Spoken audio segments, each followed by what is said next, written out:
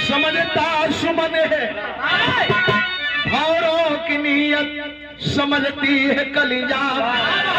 आशिक की नीयत कोई आशिक ही समझे सवारा करे जो हसीनों की गलियां।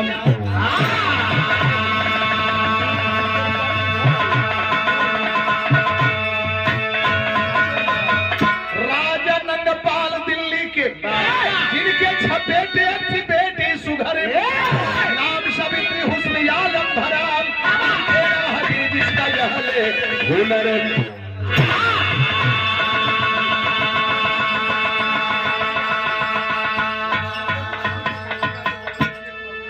रामचंद्र पहलवान के छोर जो है हाई है, लेकिन बेटी में को खासियत बा, न जल्दी हंसे न जल्दी रोवे। अगर हंसे तो कोढ़ियाल फूल खिल के छितरा जाए, रोवे तो करे आंसू मोती बने। न जल्दी रोवे न जल्दी हंसे, लेकिन दिन दुना रात चौगुना बड़ा जल्दी तैयार भई। और जब जवान भई तो जवानी केहू के बाउर होले हो भैया, चाहे पशु हो पक्षी हो कोनो प्रकार का जानवर हो, आदमी के साथ साथ पहचान में आ जाला की जवानी कैसन है। आए हाय एक लाइन संकेत है रजा, क्या बात है जिया।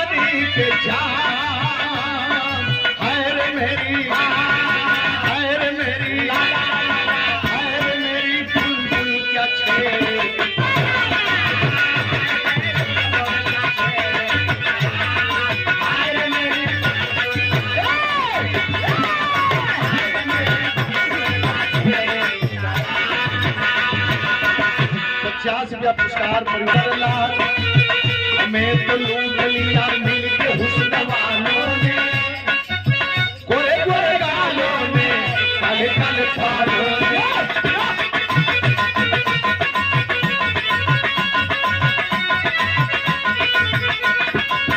जवां दिल होते तो मुलाकात अच्छी लगती है, दिलों में सावनी बरसात अच्छी लगती है।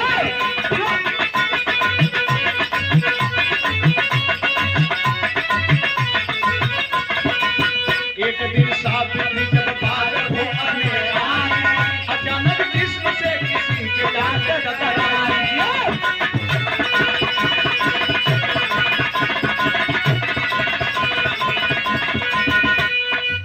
नजर उठी है तो देखी कोई अनजान भला की सूरत पर लगाए नजर है।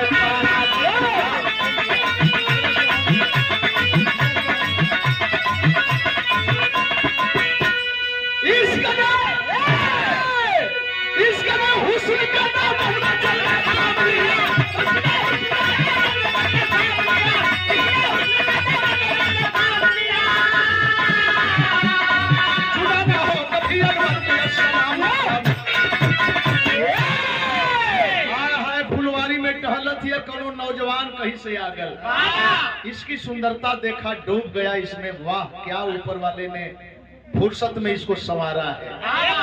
लगल के नीचे ऊपर ताके, आई अपने में लड़किया की अपने में पगलाइल बा, ये अपने पगलाइल बा। गई अचानक लड़ गई, और जब लड़ गई उस नौजवान से तो हंस करके बोल पड़ा, भाई मैडम आप में ब्रेक नहीं है क्या?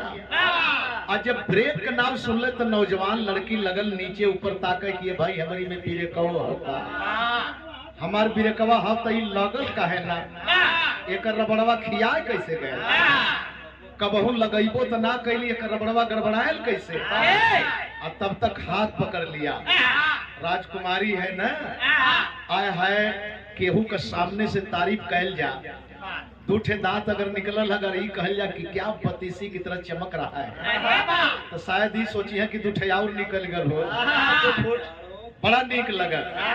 लेकिन ऐसे नहीं, कभी आऊंगा बन बरात लेकर के आऊंगा, बाजा बजवाऊंगा, विदा करा के लेके जाऊंगा, बड़ा फरगल।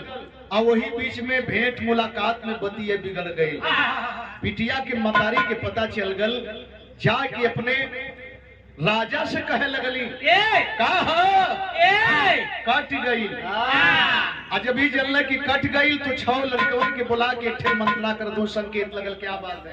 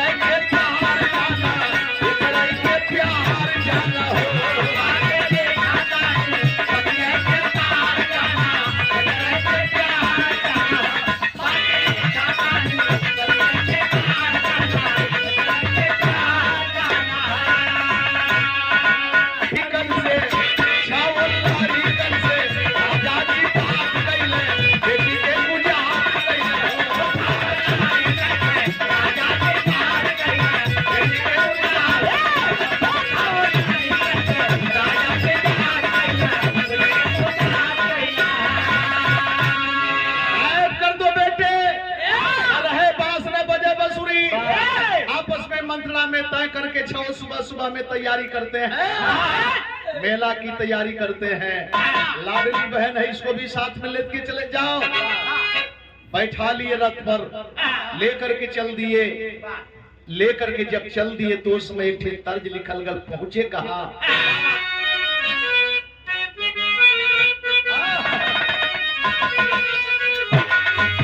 फिल्म का गीत, भोजपुरी गीत आज निकलत या कल पुरान हो जाता, हथवा में कलमिया गड़ जाए, ये कुल माटी का चीज है, ये कुल पुरान ना हुए हैं।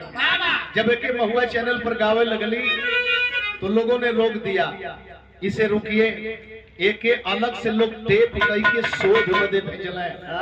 हमरा ना जे कलाकार का गीत बढ़िया लगल, माटी का गीत छटाइल और वही के शोध बदे भेजल गए। यही पार गंगा भाई हो, वही पार रजा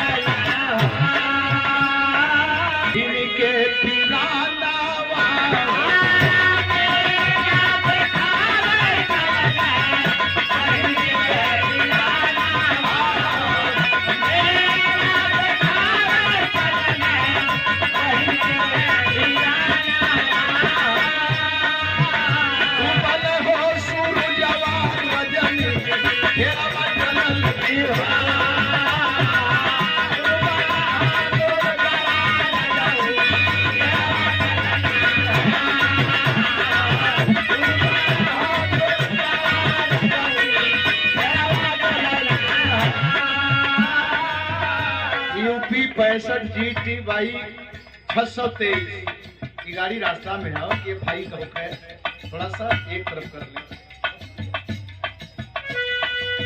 तेरावा गिरवला वही वना जगतिया पर, अरे छनवा में निदरिया रैया तेरावा चलली हो। बहुत दूर निकल गए, राम निकला कि घनघोर जंगल मिला। घनघोर जंगल में एक सुंदर, बहुत सुंदर कुआं है, बहुत गहरा कुआं है। उस कुआं को देखे, जगत को देखे, सोचे यहीं विश्राम करेंगे, सुबह होगा तो प्रस्थान करेंगे। विश्राम की नीयत से पड़ाव पड़ गया, और जब पड़ाव पड़ गया तो जंगल की आबहवा, हवा जब पाती है, बहन नींद में खर्राटा भरने लगी। और जब नींद में खर्राटा भरने लगी तो ये भाई अपने कार को अंजाम देने चल दिए। कैसे? रतिया में छावो भैया रचल रचनावासी, अब बहिनी के डाली दिहलन गहिरे कुआना। सोचल कि मारी जई है डूबी करके पानिया में, रातों रात चली भैले अपनी भावना, उठाए के फेंक देले। जान रहबू न कलंक लगी।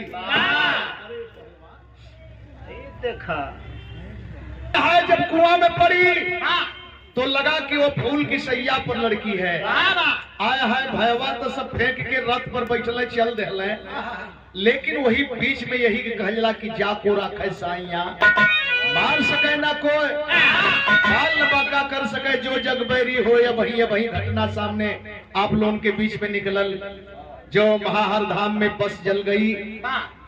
तार से, बिजली के तार से माँ जल रही है, बच्ची को उसमें से फेंक दी, बच्ची बच गई। देखा ही है शक्ति हो, यह शक्ति हो। जरूरत पड़े तो अंगद महाराज की कहले के बाद पता चलेला कि शक्ति है, मगर हम लोग जो आडम्बरी, जो पाखंडी ढोंगी के रूप में इसे हम परिवर्तित कर देते हैं। नहीं, शक्ति देखना है तो नजदीक में जाकर के देख लें कि सच्चाई क्या है। अपने आप को ढोंग से दूर रख के सच्चाई को देखें। आए है वही समय एगो महात्मा अइले, देखले कि कुआं पानी निकाली, प्यास बुझाई, बिरहा में कवि जी भाव दे देलन।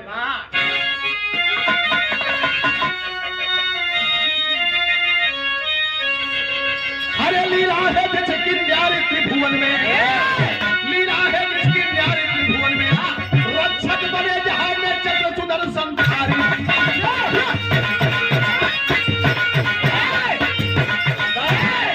आय हाय बहरे कह देले, बहरे कह के सवाल कह देले, बेटी तू तो बहुत बड़ घर का लड़की है रे।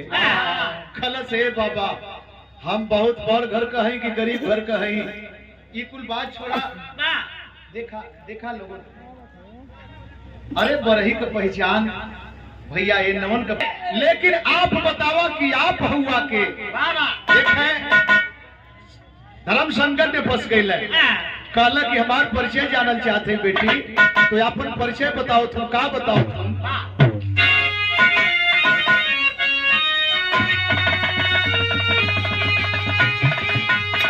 अरे बोले साधु बाबा, आप सबके प्रणाम करते, लेकिन बात तो ठीक है।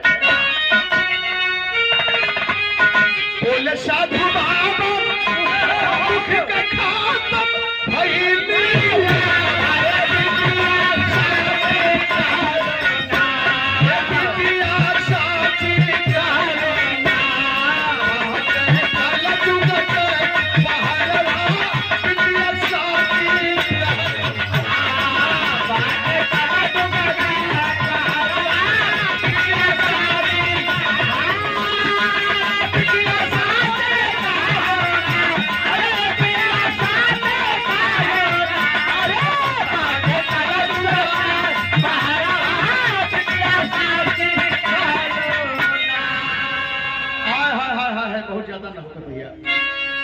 एकर मतलब संदेह के घेरा में डाल देना। कलजुग का नाम कैसे लेत हुआ कल नाम मनबी कैसे कह बताई कौन कैली करनामा ये तने जानो हम द्वापर कन पाटिया सोना दुनिया बचाती ये दुनिया बचाती पापी भइले सदा सरवा दुनिया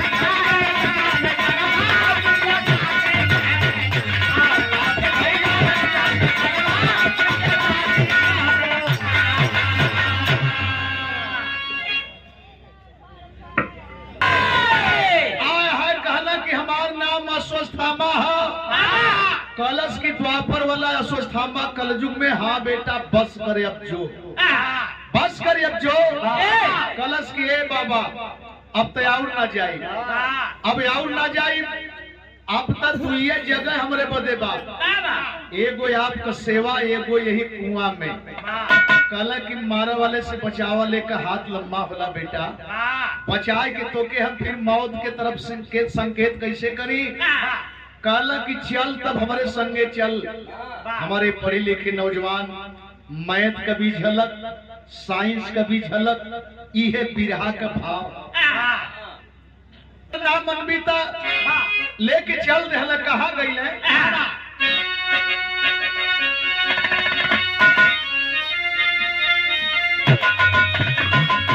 हरे सावित्री का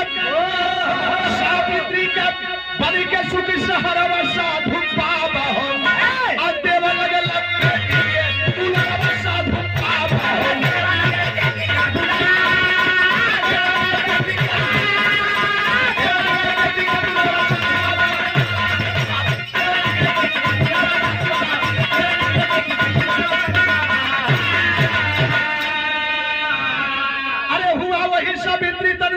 पुत्र बलशाली हो धीरे धीरे 7 वर्ष की उम्र हो गई पाली हो पालक का चेहरा साधु बाबा हो सिखा दे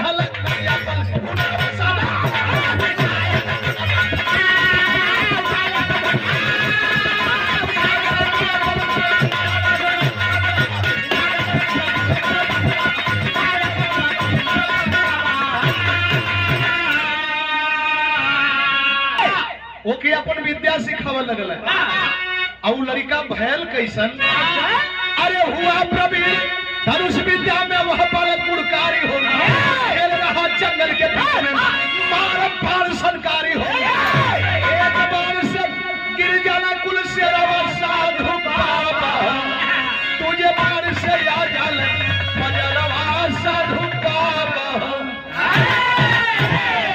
जंगल में मंगल लाती है हमने आदमी है या रोज मीटिंग कैल जाला रोज मीटिंग कैल जाला ताली बजावल जाला साझे कहल जाला कि इकट्ठा होके हमन काम कैल जाए सवेरे पता चलला कि 4 जानी होहर गइले 2 जानी होहर गइले और लड़का जंगल में एकता की दीवार खड़ी कर दिया चाहे बाघ हो बकरी हो शेर हो भालू हो बंदर हो कौनो जानवर एक साथे खेलते हैं एक साथे रहते हैं और सबके साथ में वो बच्चा खेलता है गौर करेंगे एक जगह से बाण मारे नाप ले दूसर का मारे वापस कर ले आए हाय इतना ना आखिरकार ये दृश्य कितना दिन तक चला पहलवान लोग कहे कि राग गवाए हमारे नौजवान पढ़े लिखे बंधु दीपक राग गवाए बुझल दिया रहे तो चिराग जल जाए प्रकाश हो जाए मेघ राग गवाए पानी ना बरसत है बदरी ना हो दोपहरी हो कड़ाके धूप हो अब मेघ राग जब गवाए तब पानी बरसे लगे यह सब्जेक्ट का भाव लेकिन ये दिन कितना दिन तक चल क्या बात है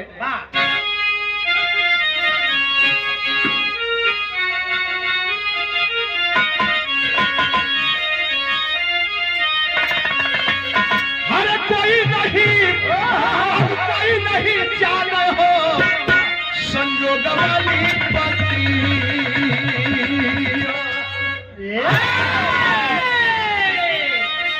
कब मिल गई है बिछुड़ल मीत का हवा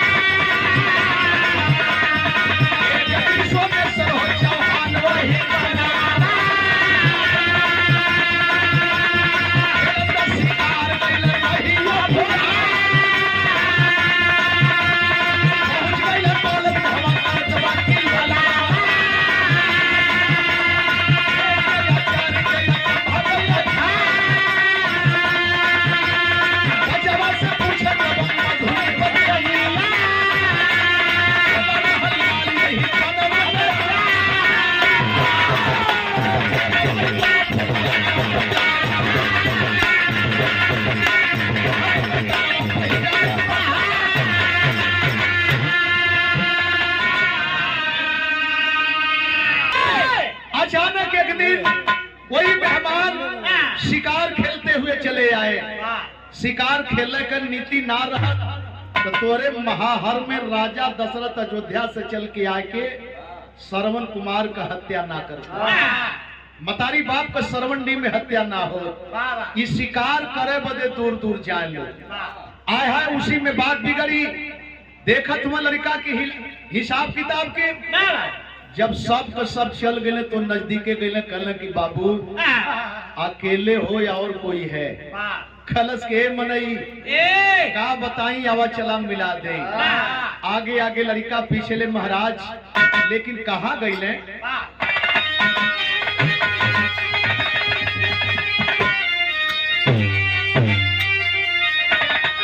अरे देव जोग से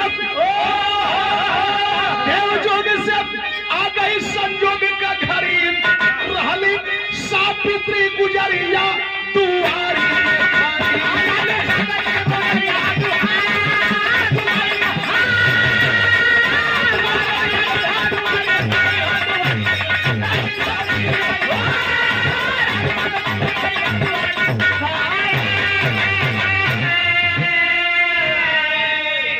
सावित्री निकल लियावत थी, हर से सोमेश्वर एक दूजे को देखे अश्रुधारा छलक। अरे इतना दूर इतना दिन के बाद मुलाकात होती है। महाराज जी आगे कहला कि बेटा हम चीन ले ली, हम पहचान ले ली, इस बच्चे का बाप तुम ही हो। लो आज हम इस भ्रम को ही दूर कर देता। देखे मंत्र उच्चारण करके शादी कर दिए। सबेर भैल तो कहला कि बाबा अब आजादी चाहत है अपने बीवी बच्चन के साथ कल ले जाओ बेटा। तो अपने घरे अपने प्रदेश में ना गईले कहा सीधे दिल्ली गईले। और जब दिल्ली गईले तो दिल्ली में देखत का हम कि बहुत बड़ा विकट समस्या काट मार शुरू है। बाबा आए मंच पर आए, तनी हम कुछ मतदान की तैयारी किया है। लड़की जाके प्रणाम कलश की बाबा कहला कि बेटी तू जिंदा है? हाँ बाबा मैं जिंदा हूँ। कहला कि गद्दी संभाले अब तेरा बाप जा रहा है, छत्री तो धर्म निभाने आऊंगा नहीं। कलश की रुका, अकेले मत जा, सेना की छोड़ा है लड़कवा के लेके जा। कहला कि लड़का कलश एकर पहचान मैदान बताई बाबा। कहने का ये आदेश तब उस बच्चे को राजा अनंगपाल सोमेश्वर के साथ पहुंचे युद्ध क्षेत्र तत्काल में तोड़ला दुश्मन के बजरिया दुआरी पर खड़ी एक बार खींच के मरलस। दुश्मन भागे लगे और ये तर्क आपस में करने लगे कि सतयुग में, त्रेता में, द्वापर में भारत की धरती पर ऐसे लोग थे। ये कलयुग में कहां से आ गए?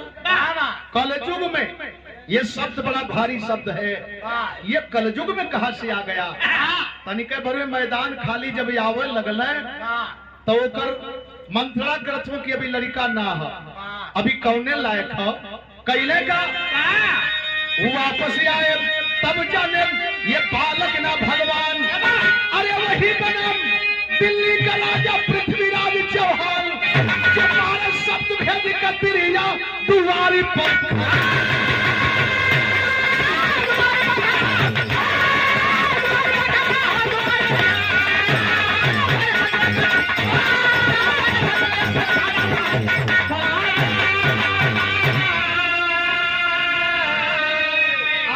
कलयुग का मतलब कल का युग है, पाठ पुर्जों का युग है।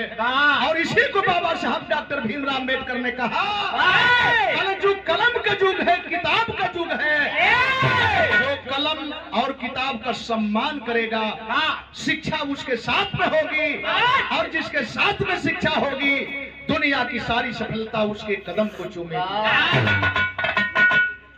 पर है सुल्तान यनारी यमन चुको चौहान आए है। तो आपका कलयुग इतना आगे है, इतना आगे है, बशर्ते ख्याल करना पड़ेगा कि हम कलम से प्यार करेंगे, किताब से प्यार करेंगे, या तीर से तलवार से प्यार करेंगे। क्या बात है? आओ आओ आओ। कथन करे के सब कुबेर हरिनंदन राम जियावन कथन करे के सब कुबेर लंधारी पुष्कर। अरे लीला है जिसकी न्यारी त्रिभुवन में, लीला है जिसकी न्यारी त्रिभुवन